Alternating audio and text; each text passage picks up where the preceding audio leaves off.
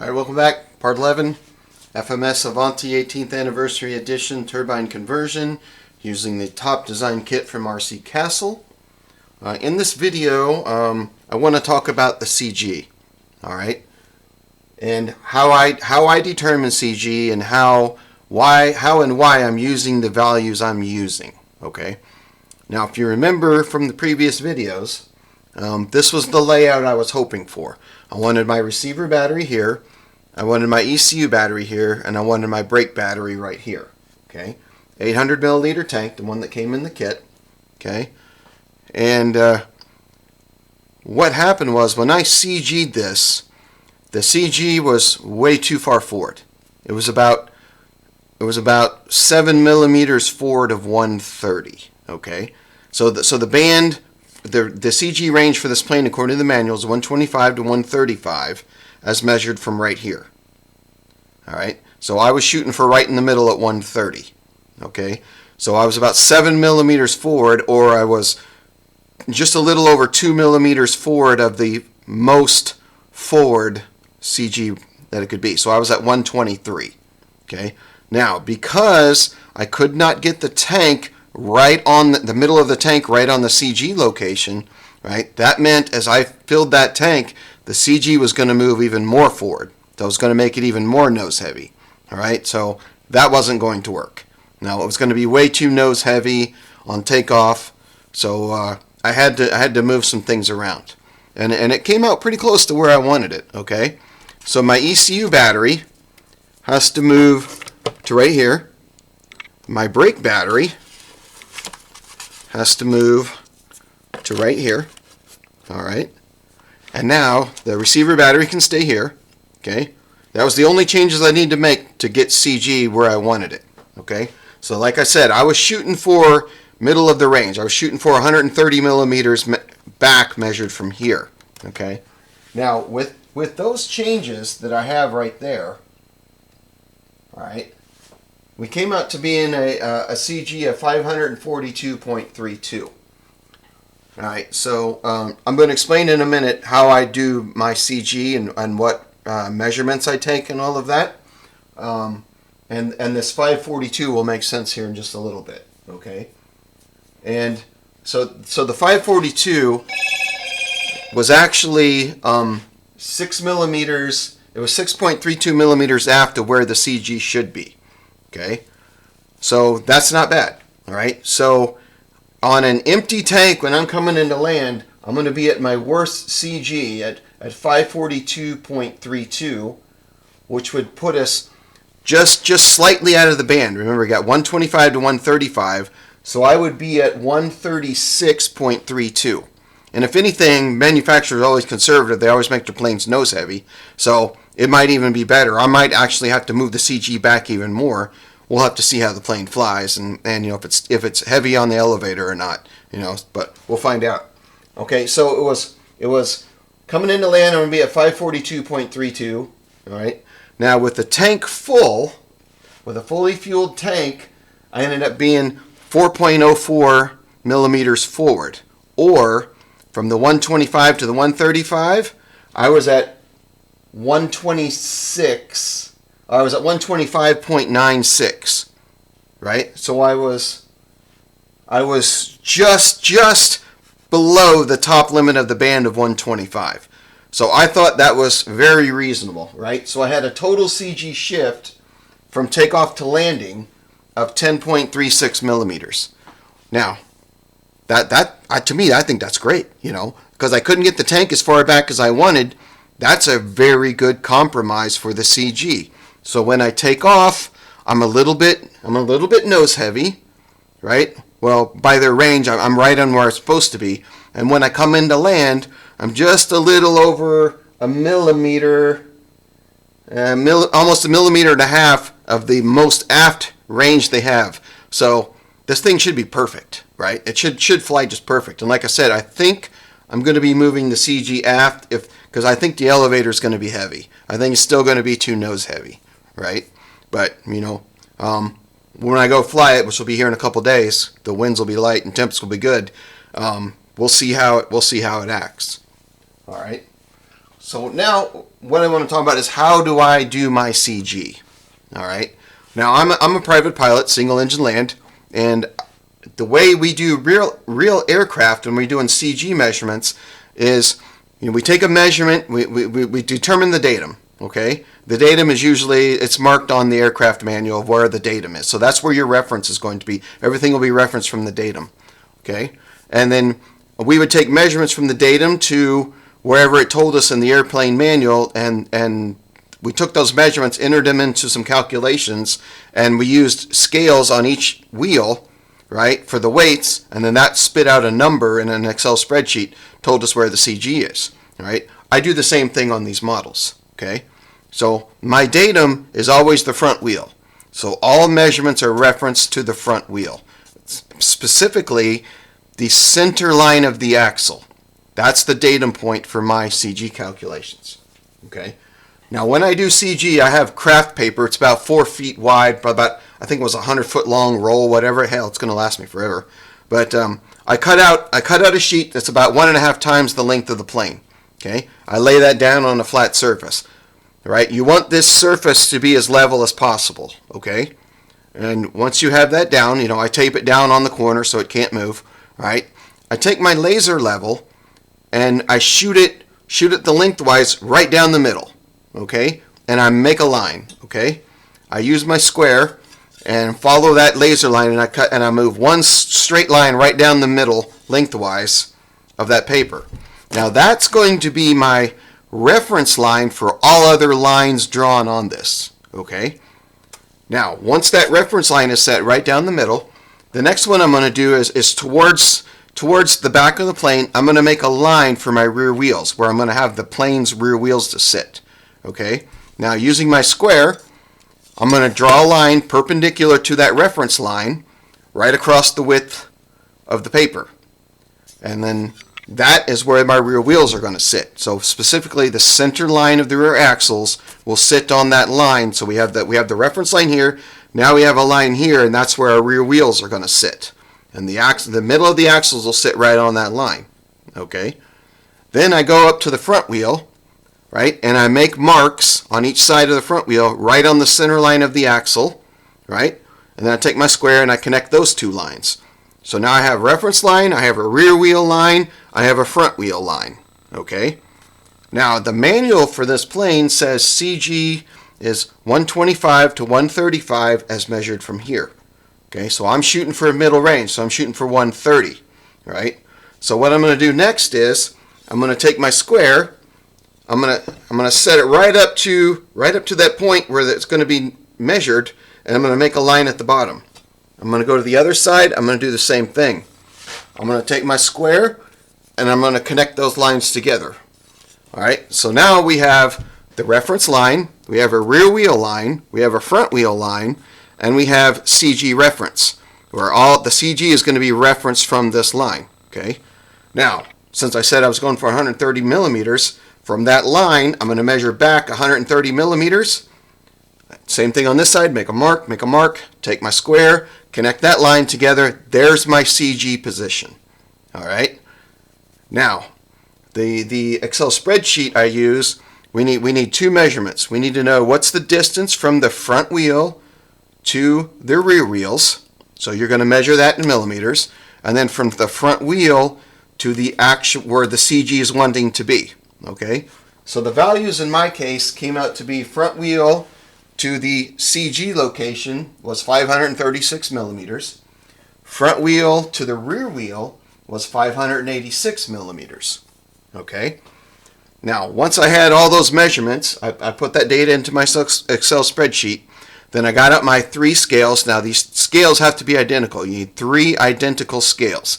I just have cheap little gram scales that I got off Amazon that have resolution down to 0.1 millimeter.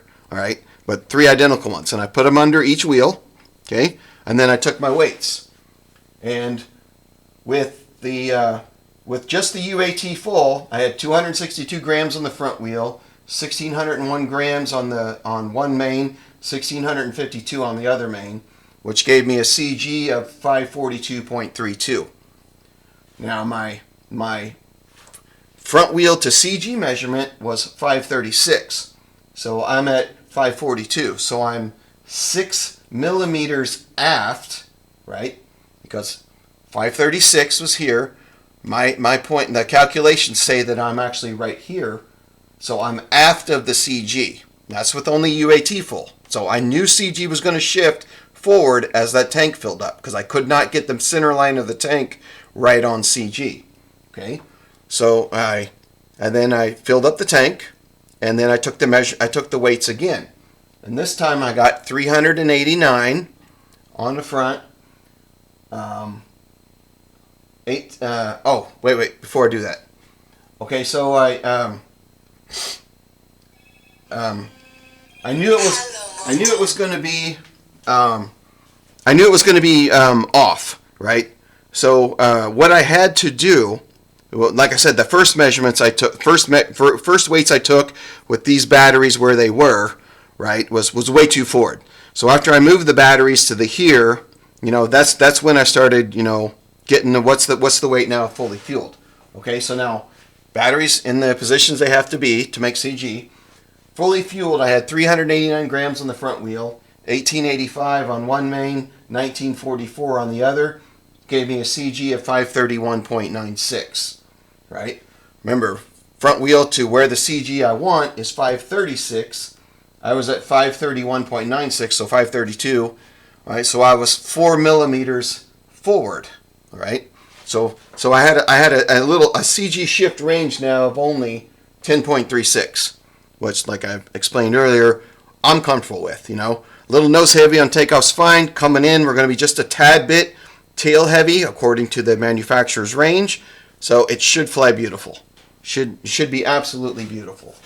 Okay, and so the total weight now with just the UAT filled was 7.75 pounds. Now fully fueled using the 800 milliliter tank, fully fueled weight came out to be 9.3 pounds. Now I'm using the X45. The X45 is 10 pounds of thrust. I'm greater than 1-to-1. This is going to be a hot rod. This is going to be fun. I'll be able to pull vertical and accelerate pulling vertical, straight vertical. So this is going to be fun, right? It's going to be, I think it's going to be more fun than the Viper. I mean, the Viper can pull vertical and accelerate vertical also using the same X45, but I don't know, man. It's going to be close, but I really like the look of this plane. I love the color, so we'll see. We'll see how it flies. Like I said, I'm probably going to have to adjust the CG more aft because I like more of an aft CG. But we'll see how the elevator feels with these measurements.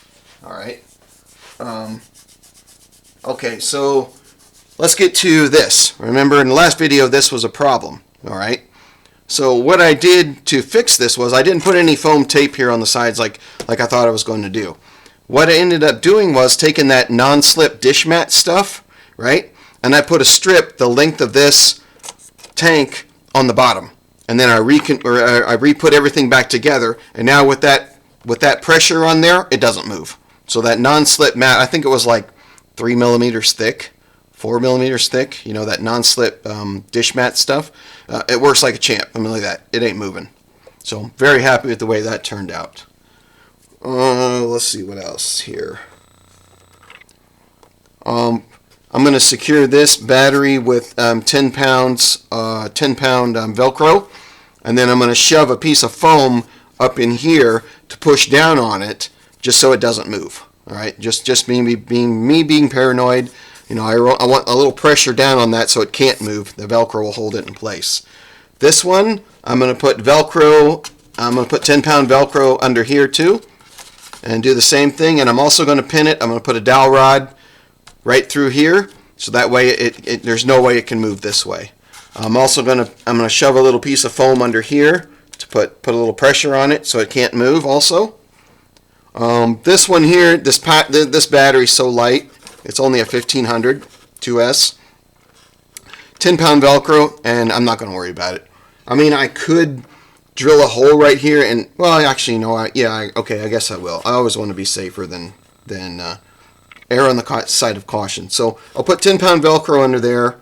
I'll drill a hole here and then put a zip tie around it and cinch it down right there. So that'll hold that in place, and then nothing will move. 10-pound Velcro is going to go here on the receiver too, so don't worry about it moving. Yeah, so there you go. That's how the final layout's going to be. Like I said, 9.3 pounds fully fueled. With the X45 putting out 10 pounds, it's going to be fun. It's going to be a blast. All right. The next thing I want to talk about. Now, we've modified a plane that was originally only supposed to fly on EDFs, electrics. Okay. Now, we're going to be flying turbines, and of course, I'm greater than 1-to-1 now, so we don't really know how much abuse this airframe can take. Okay. So we have to err on the side of caution when we do conversions like this, because we got to think about safety. There's a lot of energy in these planes when they're going flat out, and we have to be responsible and take the steps necessary to make sure it's as safe as possible, because the manufacturer did not design this plane to have a turbine in it. Okay.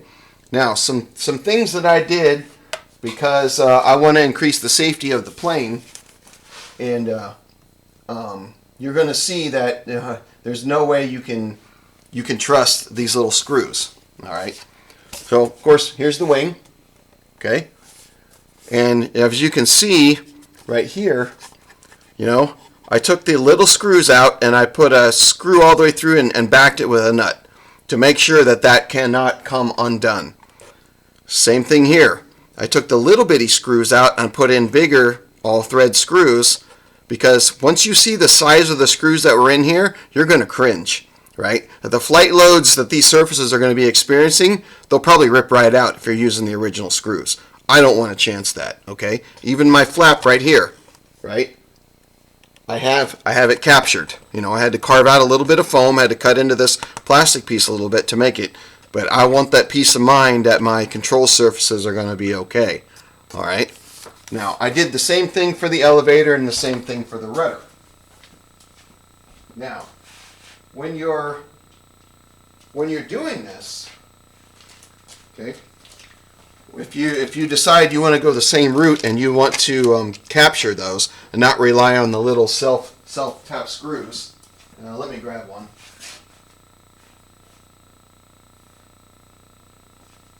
Let me show you just how small. Okay, these are for the flap. Look how small that is. You're telling me you're going to trust that little screw there on those 3 flap hinges to hold? No way. Not maybe in an EDF, but not in a turbine. Not in a turbine plane. No way. Okay. So what I did, so I didn't have to buy any screws, okay, is I started with the wings. Right, and the first ones I did were the ailerons. Okay, so the screw you take out of there, right, will be this length, and I'm going to put it next to the little screw just so you get a size comparison. Okay, look at that, like, just yeah. Okay, now after you've done this to both ailerons, okay. And you've done this to both flaps, right? The push rod to the flaps, and you do it to both elevators, and you do it to the rudder. You've got enough of these long screws here, okay, that you can do all of your flap hinges, okay? All your flap hinges here. You can replace all of those with the screws you took out of those surfaces, okay? Now, I didn't capture these, like I didn't put a nut on the other side. I was fine with the self-tapping because it came all the way through, and that's not going to let go. Okay. Now, caution on these. There's a lot of paint on the inside of these. Okay. If you just try to ham fist this long screw right into that hole, these are going to crack. These will crack. I can guarantee you they'll crack. Okay.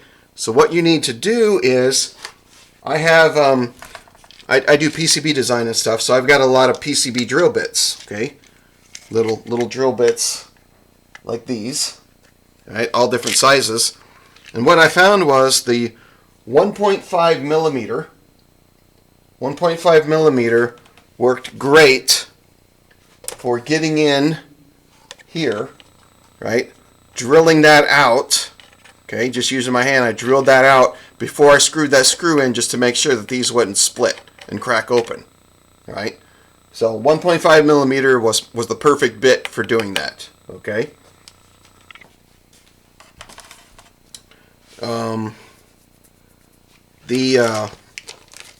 Now where I got the screws for capturing, where I got the screws for capturing the screws that I used on the ailerons here, the screw I used here on the flap, and the screws I used for the control horns on the elevators and the rudder, I found that this from Motion RC was perfect. Let me get it. Alright, here it is. So it's a Motion RC part, right? And it's item number N311. It's a free wing metal ball link stops 8-pack. Okay, they come with screws, they come with the brass balls, and they come with the nylon insert lock nuts. Okay, perfect for use. Now you can't use these brass balls, brass ball links, I guess you could call them here. Okay, they're too small, right? These control horns here, where they bolt on is too wide, right? The hole's too big.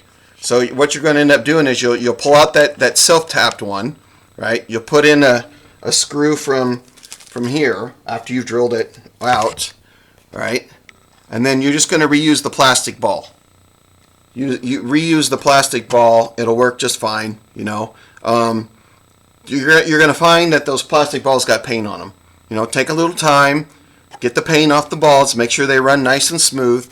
You know, just undo your control rod here, put your link on, and see if it's free to move. See if it doesn't bind. You don't want a lot of friction in it. You know, I'm just kind of anal when I set up my stuff. I like my stuff to be perfect. All right, so I sanded all of them. That was very good movement in here, no binding at all. I did that for everything, even on these. Right, I would put 3 of these in. And I would just slowly start tightening them, and then I would move the flap to make sure it had no friction. Okay. If it had friction, then I started backing these out one at a time slowly until everything was free to move just fine. Right. I don't want any binding. I want everything to be nice and free. I want precise movements. Okay. Let's see what else. I talked about those. Yeah, I think that's about it. You know, like I said, now I'm going to be waiting. Today is Sunday, and Tuesday, from where I'm located, temperature's supposed to be up in the 50s. The winds are supposed to be around 6, so it's going to be a perfect day to go maiden this little hot rod. And I'm going to try to get my MIG done. I got to put the X60 in the MIG and get it all CG'd and everything. I hope to get that done and maiden that on Tuesday also. Okay. Oh, yes, I forgot to talk about this. These on these here, you had a self-tapping screw that was originally holding these the balls on, right? What I ended up doing was I got this Great Plains 10-piece metric tap and die set. All right, and it comes with a 5mm 4-3, 2.5, and a 2. Okay. Well, I got the 2mm. I got the 2mm tap out. Right. And I took the 2mm drill bit, and I drilled out every one of these where I was capturing it. So I drilled it out, and then I took the little 2mm tap and I tapped them all, so that way the screw is biting into this. So you've got that for reinforcement, and the lock nut on the side, double reinforcement to make sure that screw doesn't come out. Okay, so I did that to every aileron. I did that here. I did it on the elevators, and I did it on the rudder. You know, drilled and tapped all of those there. These, all you got to do is just drill them out with the 1.5 bit, because you're going to use the self-tapping screws you removed from all of those surfaces and reuse them here. So you got longer screws in here, vice those little teeny ones that were. I don't know how they hold together. I really don't. I don't. Why do they do that? I have no idea. Right. So, but that should make your plane safe. You know, you shouldn't have to worry about a control surface failure or screw backing out or anything, because you got the nylon lock nuts on there.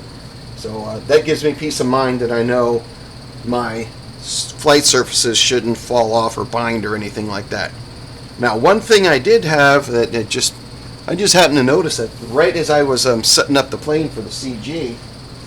Let me get these out of here so they're not tacked down yet. I had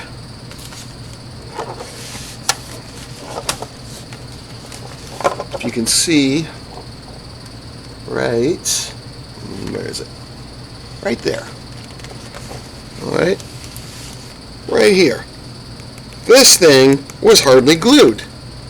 Right, I'm pushing the carbon rod through, and again they got hung up on something, and it just pushed this right out. It like fell out. There was like hardly any glue holding this thing on. So I went through and checked all of them. This one was okay, the other side was okay, the other side was okay, but for some reason this one had hardly any glue on it all. It just came right off. So you might want to check that on your planes also. All right.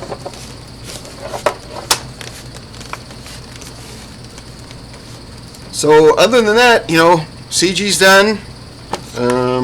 Everything's installed. I'm going to fly it on this 800 milliliter tank. Let me see what kind of flight times I get.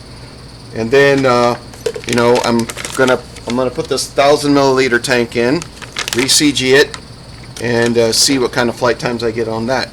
Like I said, I'm not gonna put the X60 in here. It would be total overkill. The airframe wouldn't survive. So the X45 is perfect. Everything's laid out how I wanted it, and I'm really happy with it. Really happy with the way it turned out. If you got any questions, leave them in the comments. I'm going to include a bunch of pictures explaining, showing how I was doing, how I do my CG, the drawing of the lines and everything with the laser level and all that. So it'll be a step-by-step process so you can see what I did, right? And any questions, like I said, leave them in the comments. Pictures to follow.